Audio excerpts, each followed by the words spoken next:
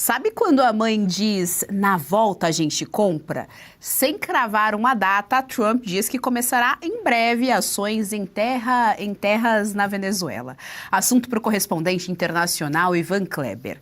Tropas posicionadas na costa do Caribe, declarações e dancinhas jocosas de Maduro, pressão dos republicanos e súplica de Maria Corina Machado. Qual ingrediente falta para Donald Trump dar o sinal verde para o ataque propriamente dito? A gente vai tentar entender toda essa história agora com o nosso querido Ivan Kleber, que já está aqui conosco no telão. Ivan Kleber, boa tarde. Seja muito bem-vindo ao Jornal da OAS, segunda edição. Boa tarde, Geisiane. Uma saudação especial a você e a toda a nossa querida audiência aqui do Jornal da Tarde. Senti a falta dos senhores ontem, de você, Geisiane, e da nossa gentil direção aqui do jornal, mas hoje estou de volta com essas atualizações importantes. Afinal de contas, o presidente americano Donald Trump, em pleno feriado de Ação de Graças, no Thanksgiving, uma das datas mais importantes para os americanos, fez essa declaração de que em breve os Estados Unidos vão iniciar operações terrestres na Venezuela para combater o narcotráfico. Ele também trouxe números dizendo que as operações no mar já deram resultado, que o tráfico de drogas em direção aos Estados Unidos diminuiu e que, inclusive, essas operações por terra até seriam mais simples, mais fáceis de serem realizadas, Geisiane. É a primeira vez que o presidente Trump faz uma declaração assim tão convincente dessa questão da operação por terra. Agora, para nossa audiência entender, o que seriam essas operações por terra?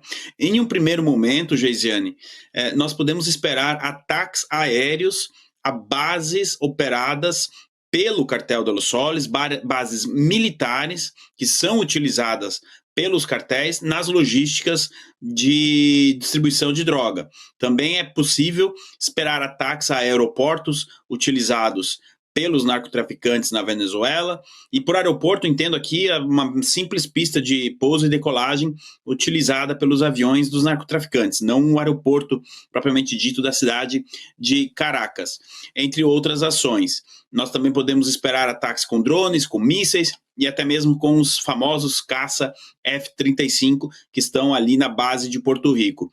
Geisiane, quando nós olhamos para o aspecto militar, deixando a diplomacia, deixando a burocracia, apenas a questão militar, não falta mais nenhum ingrediente, Geisiane. Está tudo pronto. Nós temos o maior porta-aviões do mundo, um contingente o suficiente entre todas as bases americanas na região, nós temos caças, nós temos os famosos mísseis Tomahawk, estima-se que os Estados Unidos já disponibilizaram mais de 200 mísseis Tomahawk na região, drones. Então, do ponto de vista militar, o mapeamento já foi feito, os alvos já foram identificados. Então, dessa questão, quase tudo pronto.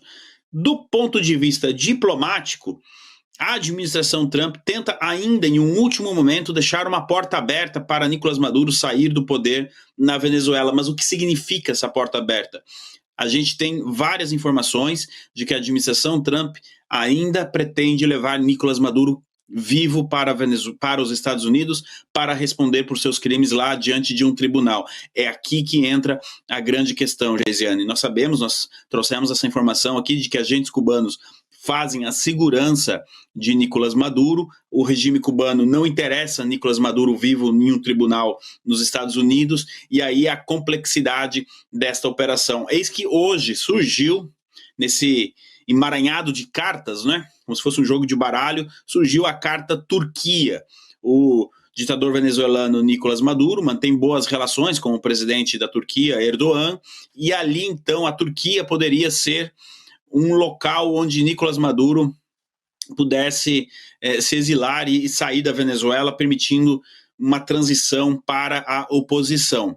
Agora, aqui também, dentro do próprio regime, deixando a questão americana de lado, é que existem várias divisões. Por exemplo, o regime cubano é totalmente contrário a essa hipótese do Maduro sair para a Turquia. O próprio regime venezuelano, liderado, e essa ala, digamos, ala liderada por Diosdado Cabello, que é o número 2, que é o ideológico, né, realmente mais até mesmo que o Maduro, ele também é contrária à opção Turquia e não se fala em passar o poder para a oposição.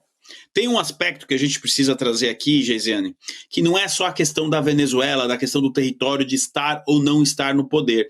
Agora, você imagina a quantidade de documentos, arquivos, atas de reuniões, enfim, de papéis, assinaturas, fotos que devem estar escondidas ali nos palácios do poder do regime de Nicolás Maduro. Você imagina se a inteligência americana coloca a mão nisso tudo. Ali você tem o DNA, talvez, hoje, do Foro de São Paulo. O que não está ali, está em Cuba.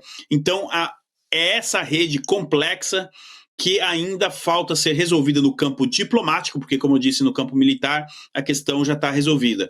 A Maria Corina Machado fez um apelo aos militares que ainda acreditam que Nicolás Maduro possa, de alguma maneira, permanecer no poder. Ela fez esse apelo para que esses militares, esses generais, entendam a gravidade da situação. E qual é essa gravidade? 30% da maior frota naval do mundo está ali estacionada no Caribe. O presidente americano Donald Trump quer evitar ter que dar o primeiro tiro, usando um termo bem simples para as pessoas entenderem. Mas depois que ele der esse primeiro tiro, ele vai ter que escalar. E é justamente isso que a Maria Corina Machado está tentando passar para os generais, de que o regime de Maduro está com os dias contados e que eles ainda têm a chance de escolher de qual lado eles querem ficar. Geisiane? Ivan Kleber, vou trazer aqui para o nosso debate os nossos analistas políticos. Serrão, estamos com o nosso querido correspondente internacional, Ivan Kleber. Sua pergunta.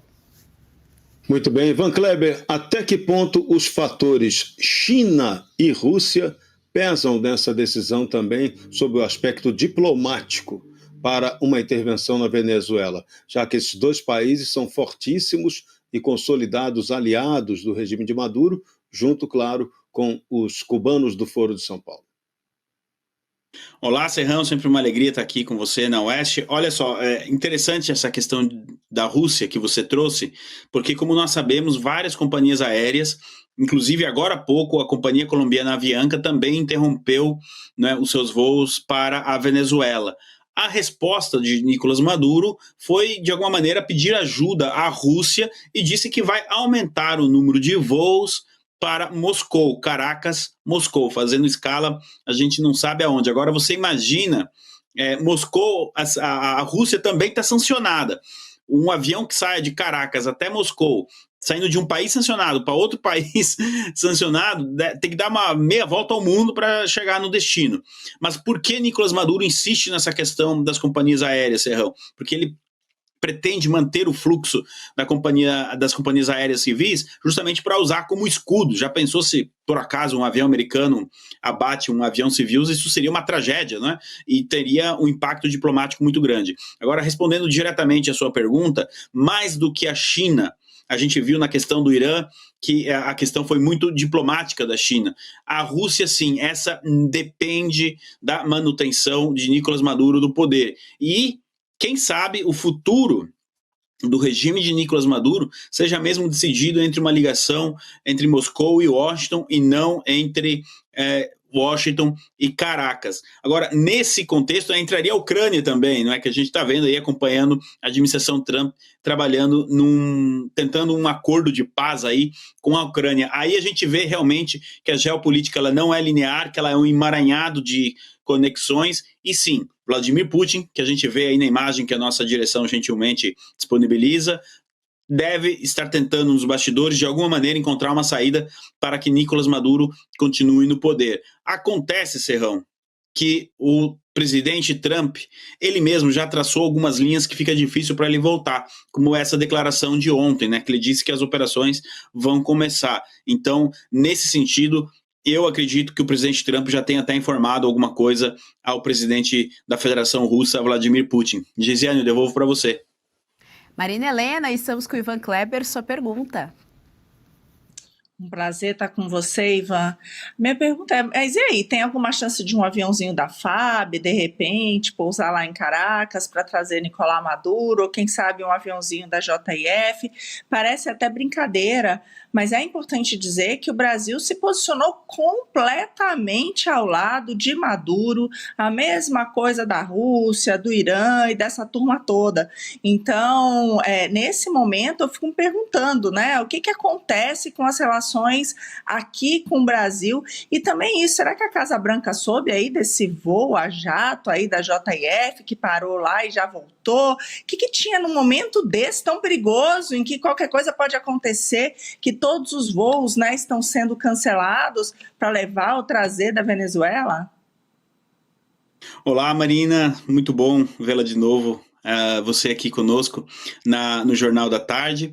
Olha só, realmente, devia ser algo muito importante numa questão aí praticamente, ainda não é uma zona de guerra, numa zona pré-guerra, digamos assim, né, com um comunicado americano ali, e ainda assim esse avião entrou e saiu de Caracas.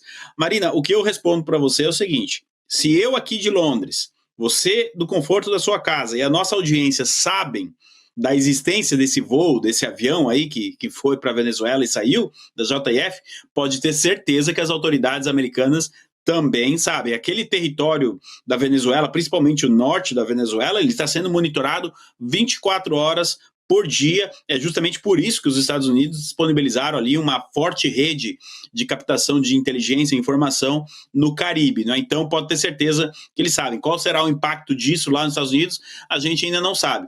Sobre a possibilidade de um avião da FAB ir lá e eventualmente buscar o Nicolás Maduro e trazer ele para o Brasil, seria interessante. Lula, vamos lá, vamos fazer um desafio aqui. Não é você que gosta de desafiar o Trump? Então, faça isso para a gente ver o que acontece. Seria muito interessante ver o Lula mandando um aviãozinho da FAB para pegar lá o Nicolás Maduro. Acredito eu, Marina, que a diplomacia brasileira não seja tão... Estou tentando achar aqui uma palavra... Vou me ater às 4 linhas aqui, tão ingênuo assim em de dar abrigo ao Maduro no Brasil. Agora, na semana passada, saíram rumores de que generais venezuelanos, esses sim, já estavam elaborando um plano para enviar as famílias para o Brasil e, eventualmente, até a transferência de recursos da Venezuela para o Brasil, dependendo do general, porque a gente fala muito do Maduro, dos Diosdado Cabello, mas muitos generais também são sancionados pelos Estados Unidos. Seria totalmente, agora falando como brasileiro, imprudente o governo brasileiro assumir essa posição, um risco, aí sim, à soberania nacional e também à integridade do Brasil. Então eu acredito que existe um limite para a burrice, e não sei se a burrice de quem teria essa ideia pode ir tão longe assim. Mas, em se tratando de Lula, Marina, a gente não pode descartar essa opção. Já pensou, semana que vem a gente está aqui analisando, ou na outra semana, quem sabe, Maduro exilado em Brasília? Vamos ver o que acontece. Geisiane, eu devolvo para você. Olha, Ivan Kleber, você está bastante otimista com essa história de limite para burrice, viu? Porque, olha, o petista nos surpreende. Ivan Kleber, nós também, todos nós, tanto a audiência quanto toda a equipe aqui, estávamos com saudade de você. Bem-vindo de volta. Muito obrigada pelas informações. Até semana que vem. Gostou do conteúdo que viu por aqui no canal da Revista Oeste? Compartilhe e deixe o seu like.